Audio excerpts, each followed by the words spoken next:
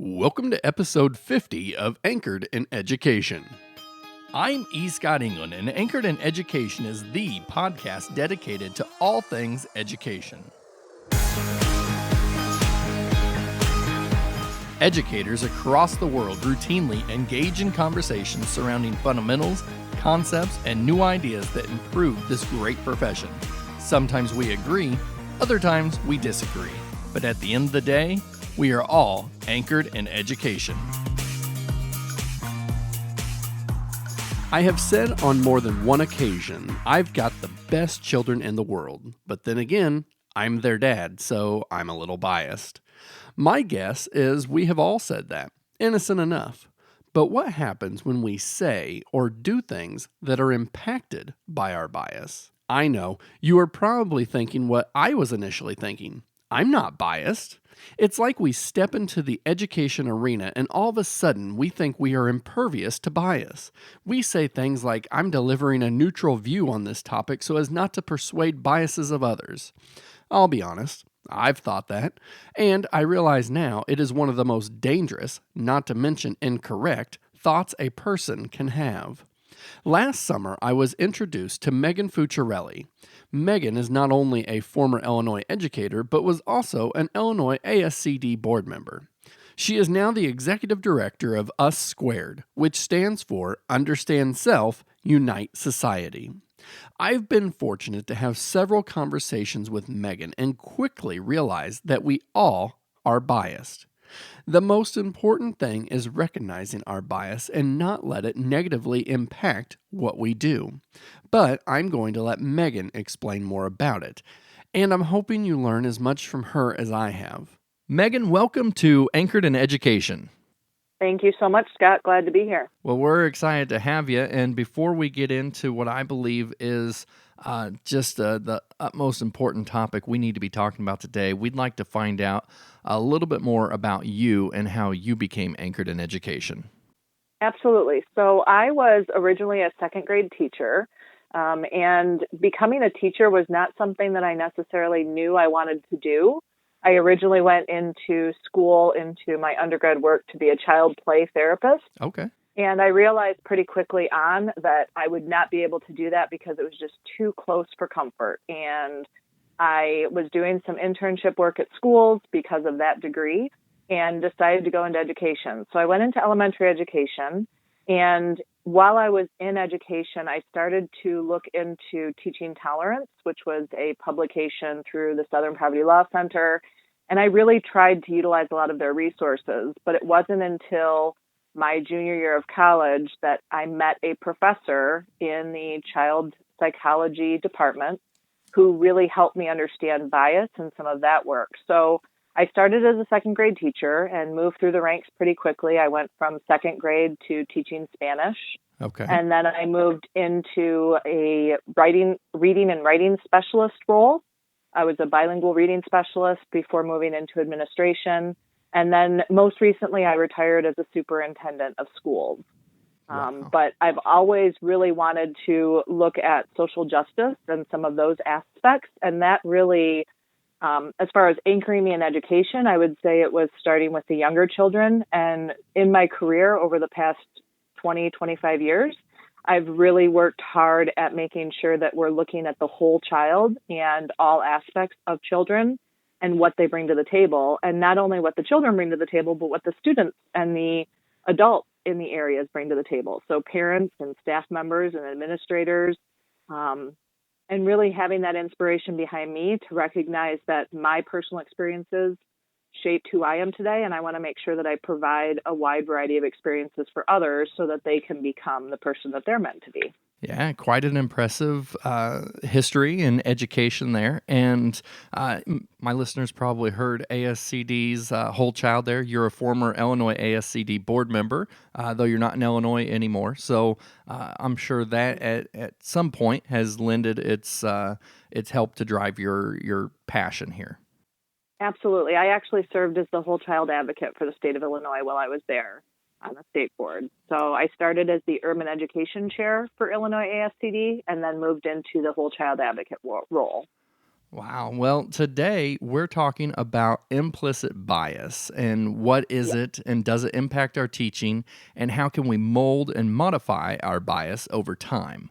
So, to begin with, can you help us understand what implicit bias is? Yeah, so implicit bias really became a term that society used pretty regularly, probably about 4 or 5 years ago. But it's been around for a long time, and the easiest way to describe it is the idea of first thought. So all of us have first thoughts when we look at something or when we meet someone. We have a first impression, we have our first thought. We will categorize things or people based on those first thoughts. Implicit bias is simply that. It's our first thoughts about a group of people or a thing or a group of things or a place. It's our first thoughts, and really, it's not a negative when you first think about it because it's simply what our first thoughts are, and they're based in our experiences that we've had. So implicit bias in and of itself is, just put simply, first thought. Would implicit bias be different than core beliefs? Absolutely. So, and that's a point that I love that you brought up. So, implicit bias are our first thoughts, and core beliefs is how we live our life. And it's really important to separate the two because oftentimes when people get or are told that they have bias, they get very defensive. And it's really important to separate the two. And I'll give a personal example for that. I was raised in a very non diverse area. I was raised in an area that was very white. Um, the only diversity we really had was socioeconomic. We had the $1 million homes backed up to the trailer park. But other than that, we had no diversity of religion. We had no diversity of race or ethnicities. And my implicit bias was shaped by that because I wasn't exposed to anything. However, my core beliefs, especially now doing the work I do, are very different than that. So it's important to separate the two because your first thoughts are rooted in what you're exposed to as a child and also as an adult, what experiences you've had. If you've constantly had negative experience with a certain group, then your first thoughts are going to be there. And you might or might not adopt those as your core beliefs, but they don't have to define who you are. And I think now's a good time to point out because you just touched on this a little bit. And maybe we can go a little bit more in depth. But often when we hear bias, what we typically we think of it as negative. But what I'm hearing you say is that implicit bias can be positive or negative. So can you share some examples of when implicit bias can lead to different stereotypes? Right. So, and categorization really is those first thoughts. So we learn at an early age to categorize things with those little toys that we used to have as infants where different shapes fit in different holes. And we had to categorize what went where. We categorize what goes in the refrigerator and what goes in the pantry. We sort things out. Those are our first thoughts of what we believe. If you grew up on a farm, you don't put your eggs in the refrigerator. You leave them on the counter. However, if you are in an area where you are getting pasteurized eggs, then they go in the refrigerator. So we categorize and we base ourselves on experiences we've had. So they can be both positive and negative. And what I mean by that is the idea that if you use your bias, your first thought, to define something or to assign value to something, if you look at the farmer who leaves their eggs out instead of putting them in the refrigerator and you say that they're wrong, then that's a value judgment, and that's where it can be negative. However, if you say, oh, wow, I've not thought of that before, let me learn from that, that can be a positive. So speaking specifically to stereotypes, there are some stereotypes that people can say, yes, I actually fall into that category. For example, I'm a woman. I'm very emotional. I own that I'm emotional. Some people would say that's a stereotype of women, but there are a lot of women out there who are not terribly emotional. On the other end of that, I am a woman, but I'm not weak. I am probably the furthest from weak that you would meet, but there probably are women out there who are. So if you have stereotypes, there are some stereotypes that all of us can say that we actually adhere to and help us become who we are. And there are others that don't. So it's when we use stereotypes to define a group of people or a person, that's when it becomes negative. But looking to the question that you had about positive stereotypes, think about some of the stereotypes you've heard about maybe an Asian student being really good at math. Okay. I would love to be good at math, right? So it's not a negative it's a positive. I would love to be good at math. Or a Black male student who's good at basketball. I would love to be good at basketball, but what if I'm a Black male student who's not good at basketball? So it's the idea that if we choose to use a stereotype to define someone, that's when it becomes negative, because you're defining an entire group based on what your perception is of someone. So as I'm listening to you kind of break this down and define it much better, for me at least, awareness is what comes to mind. And so maybe the most important thing is to become aware of our biases. And I'm thinking when we do this, we can begin to mold our biases over time and maybe create a shift. So is it possible you can help us understand more about becoming aware of shifts in implicit biases? Yeah, and I think it's more difficult to shift bias or implicit bias. It's much easier to shift your core beliefs. And I think that goes back to the very first thing that we talked about, the difference between implicit bias and core beliefs. So your implicit bias will shift over time if you continue to expose yourself to different experiences that kind of negate or buck your first thoughts. However, your core beliefs are really how you navigate through the world. Another common example of this is if you come home after work and you're turning on the news, what news channels do you watch? If you watch Fox News or CNBC, you're getting two very different stories of the same event that happened. So it's just the idea of perspective. Now, the idea of shifting your bias, it all is based on experiences. So if you gain different experiences and you become aware of how you react to things, then you're going to be more likely to shift your core beliefs and how you navigate the world. A couple activities that I do within my company with implicit bias is really having people do a deep dive into what identity groups they belong to, and then talking about and really reflecting on personal impact of those identity groups. So how does being white define you? How does being white impact how you navigate the world? How does being a woman or a man impact how you navigate the world? It's really becoming aware of who you are and how you navigate in society that can help you recognize how others might navigate the world a little bit differently. I just want to maybe throw an example here, and I want to see if I'm kind of catching on to this and maybe help the listeners. But I'm thinking when people get married and one of the people converts to the other's religion, could this be a shift? That would be a shift in core beliefs if they truly adopt the religion, right? Okay. They might still have some first thoughts. So let's take that example of marriage and go a little bit deeper. So let's go with Judaism and Christianity. If someone is, or Judaism and Catholicism, if someone is Catholic and they are raised Catholic and they marry someone who is Jewish and they decide to convert to Judaism, there are still going to be some first thoughts. If they were raised in an environment that thought a certain way about Judaism, they would still have some of those first thoughts because that's how they were raised and what they were brought up in. However, they meet someone, they fall in love, they decide to convert to Judaism, they really dive deep into the religion, they choose to believe that and own that as their religion now. That becomes part of their core beliefs. It doesn't necessarily mean that all of their implicit bias around Judaism is gone, because that's something that's deep within them because of how they were raised and what experiences they had growing up. However, they have shifted their core beliefs and chosen to adopt the Judaism viewpoint in religion. So it shifts that core belief, but it's really important to help people recognize that it's okay to still have some of those implicit biases. It becomes negative if you move those outward and start to treat people differently based on those. That's where it becomes discriminatory. But you can shift your core beliefs. But your example of marriage is a perfect one of how you can shift from one to another and how that would ultimately switch your core beliefs. All right. So I'm gonna change it up. I'm gonna throw out what it can be something really great or a 2-letter bad word, and that's social media. So I believe that we are witnessing a lot of people, so to speak, wear their bias on their sleeve when it comes to social media. if there is something about this we are passionate about, I don't think we should feel guilty by keeping it to ourselves.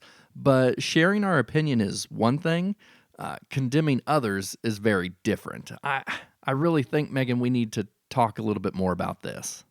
Yeah, absolutely. And I love that you talked about social media and you used the word guilt, which I find to be really interesting because one of our theory points that we utilize a lot within Us Squared is the idea that guilt and politeness are what hold prejudice in place. And what I mean by that is that if we continue to feel guilty about things that our ancestors did, or we are trying so hard to be polite and politically correct, and that we don't ask the tough questions, we will continue to perpetuate bias. An example of that is, I know I was raised, and when I do these trainings, I ask the question, but if you saw someone in a wheelchair as a child, you were told to look the other way, don't pay attention. You're almost, and this is a social media term, especially with the younger generation of today, but you're canceling that person. You're saying that they're no longer worth your time or attention, so you just look the other way. It's that proverbial rug in the room that we sweep everything under. And with social media right now, on the other end of that, we're seeing people come out and share their opinions and viewpoints. And it's one thing to share your opinions and viewpoints. It's another thing, like you shared, where you're condemning people. And that's the difference. You're entitled to your beliefs and you're entitled to feel the way you feel. However, if you're condemning other people in the process, that's where it becomes discriminatory. And that's the difference of implicit bias and explicit bias or discriminatory behavior. But if we continue to feel guilty about it and we don't have the tough conversations, which I think is part of what's happening right now and why we're talking about things like white fragility and why there's so many people who are having a hard time having these discussions, is because people don't want to be uncomfortable, but we have to get uncomfortable before we can get through it. Thinking about how muscle is made by tearing it first. Yeah. If you look at physiology, how we make muscle is we tear it and then it builds. We have to tear ourselves down to be able to build from this. And it's going to get uncomfortable at points, but we have to allow ourselves, especially in education, to become uncomfortable. And the first step in that is recognizing how we ourselves might be perpetuating some of the problems that we're experiencing. So, as I'm listening to you talk, I hear you talk a lot about individuals. So, in terms of, say, micro and macro, I'm wondering how bias impacts our systems. Yeah, so microaggressions are at the individual level. And there's actually 3 different types of microaggressions. There's micro-invalidations, where you invalidate someone's existence. There's micro-assaults, which are really the hate crimes that individuals use, or slurs. And then there's micro-insults. Micro-insults are actually what you would consider by some to be a compliment, using phrases like, you speak so well. What on the other hand of that is saying that you're intending or assuming that they wouldn't speak well. You're surprised that they speak well. That's a micro-insult. On the macro level, that's the systemic. So when you speak to systems, a systemic example is only having changing tables in the women's restroom.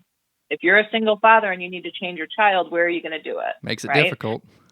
It does. And that's a systemic issue. And that's the macro component. And I think what really started probably about 5 or 6 years ago, people started using the terms micro and macro. And they were saying that micro is the small individual, doesn't hurt as bad, and macro is the larger, it hurts worse. That's not really the definition. The definition of it is micro is on an individual level and macro is a systemic level. And unfortunately, in education, we're struggling with both, because we have macro issues like zip code education, where certain demographic areas are given access to different things, and that's a macro issue. And then we also have micro issues where we see individual teachers making comments or individual teachers doing things.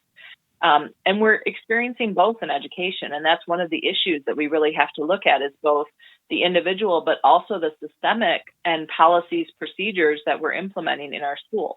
All right. And so I believe we have established that we are all biased. And as you said in your TED Talk that had the same title as our episode does today, sometimes that can sting to hear it. But it's true, we all hold biases. And It's the thing is the biases are not the problem. The problem is when the implicit biases we hold, and you said this earlier, become discriminatory. So Right. help us understand how bias impacts our teaching. Right. So, for example, if you are an educator and you're teaching your students and you have a thought process or a bias, a first thought that girls are much more demure and are much quieter and they're really good at reading and writing and they should be your social emotional advocates for the classroom, and your boys are the strong, go out and play sports, if that's your bias because of your experiences, right?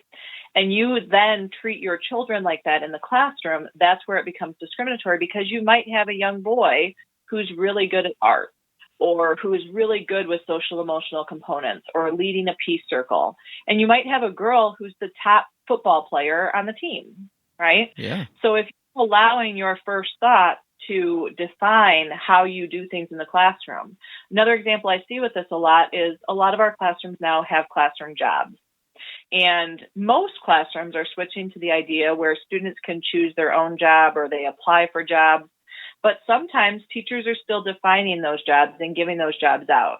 And oftentimes teachers' helpers are considered the girls.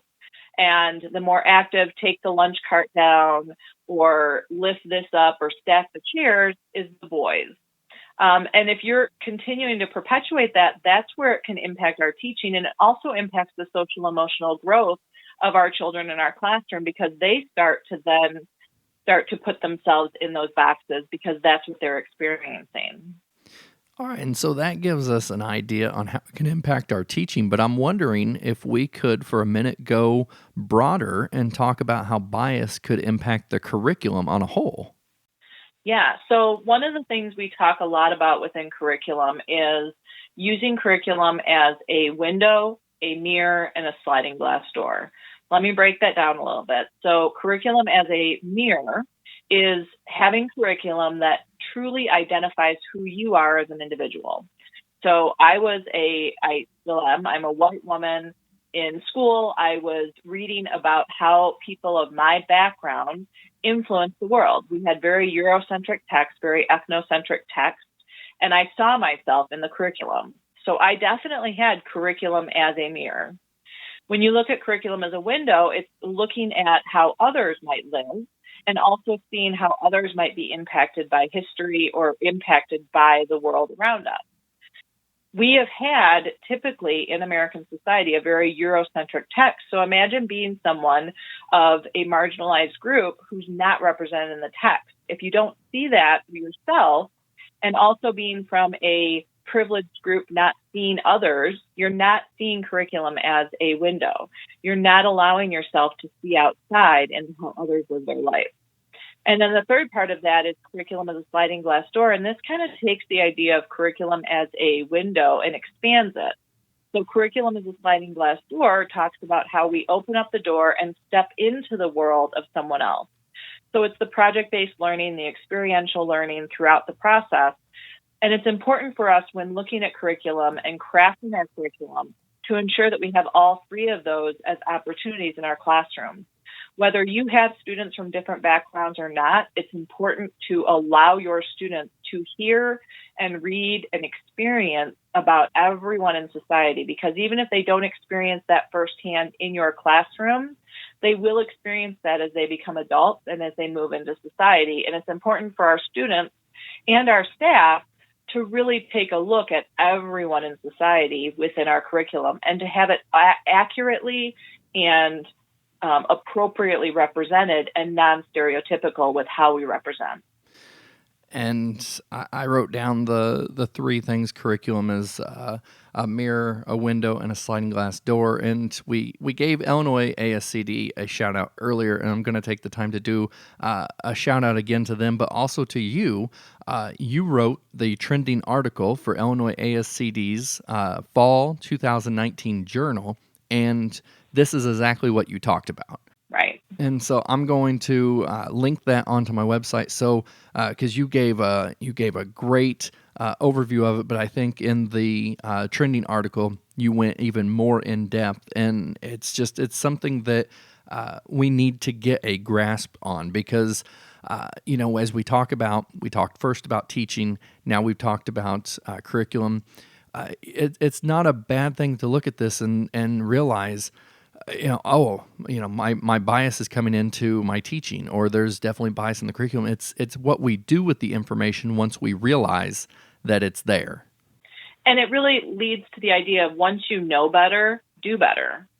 Absolutely. So once you're educated with what needs to happen, then start making it happen. And a lot of times what I see is teachers just don't know any different.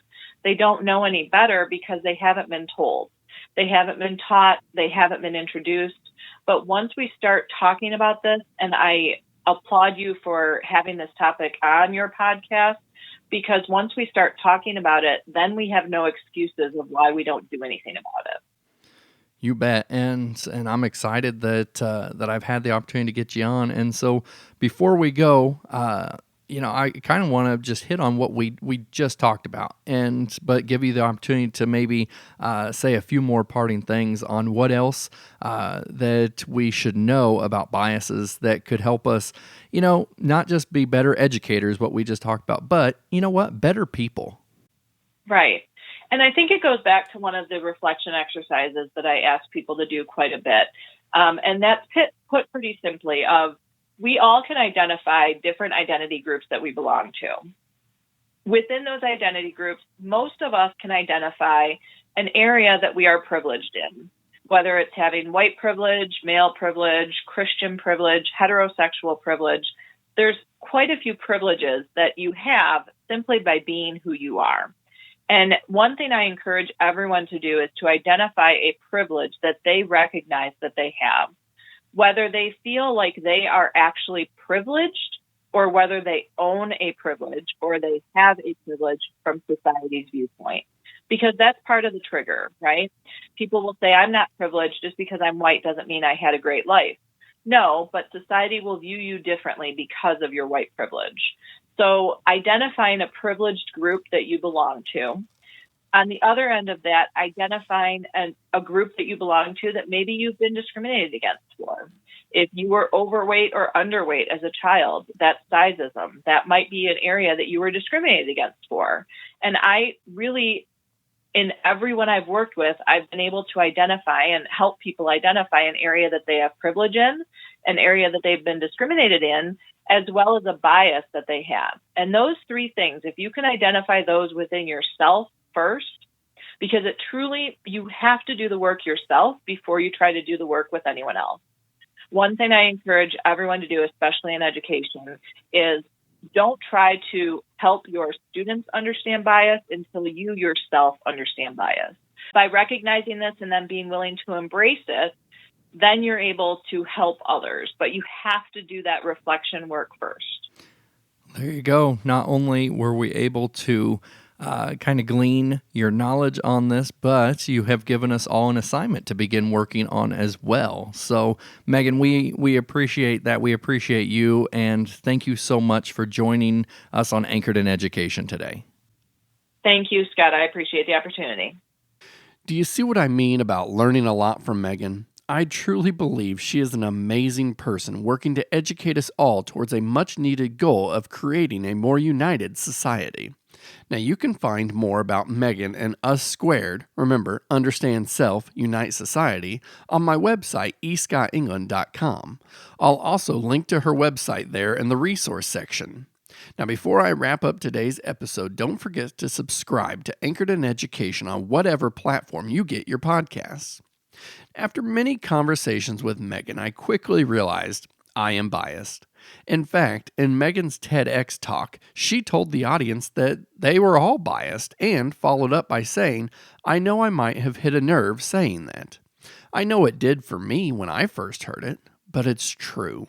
As I near the close of my 30s, I began taking an honest look at myself. Of course I hold biases. As Megan says, it is human and it is natural. Our goal today is to make sure that our implicit biases do not allow us to change the way we treat people. We need to take a pause and look at what is going on in our society right now. I believe we are seeing people allowing their implicit bias to become explicit more and more. Now, this is my opinion, but I believe the political arena is at its worst right now more than ever before. And I'm not pointing to one side of the aisle over another. This is an all-inclusive finger point to politics. What's worse, I'm seeing educators fall into similar habits of allowing their implicit bias to become explicit and then stumping it all about social media. It is impacting how educators are speaking to one another, and it's not good, because where does that trickle down to next? That's right, students. Maybe these are difficult conversations and heavy content for Anchored in Education. Maybe, but most things that make us think and reflect or challenge us are worth the time we give it. I'm with Megan and Us Squared. Understand self, unite society. It's important because at the end of the day, we are all anchored in education.